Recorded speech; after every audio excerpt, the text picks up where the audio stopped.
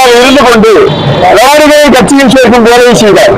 அதற்கு முன்னதாக பார்த்தீர்கள் என்றால் ரவுடிகள் ஒவ்வொரு கட்சியினுடைய ஒரு அரவணைப்பில் இருப்பார்கள், கட்சியின் நேரடி பதவிகளில் இருக்க மாட்டார்கள். ஆனால் தற்போதைய காலகட்டங்களில் ரவுடிகள் பேரிய பெண்களுடைய பதவிகளில் வருவது இது போன்று மக்களுக்காக போராடக்கூடிய தலைவர்களை கொலை செய்ய காரணமாக உள்ளது. எனவே அனைத்து பேரியக்கங்களுடைய தலைவர்கள் ரவுடிகளை மோசடி பேர்வர்களை கட்சியில் சேர்ப்பதை தடுத்து நிறுத்த வேண்டும் என்று மக்கள் ஜனநாயக முன்னேற்ற கழகம் சார்பில் கோரிக்கை வைக்கிறோம். அதே போன்று மக்களுக்காக போராடக்கூடிய கட்சியினுடைய தலைவர்கள் வசதி படைத்தவர்களா அல்லது சிறிய கட்சியா அல்லது பெரிய கட்சியா என்று பார்த்து காவல்துறை நடவடிக்கை எடுக்கக்கூடாது.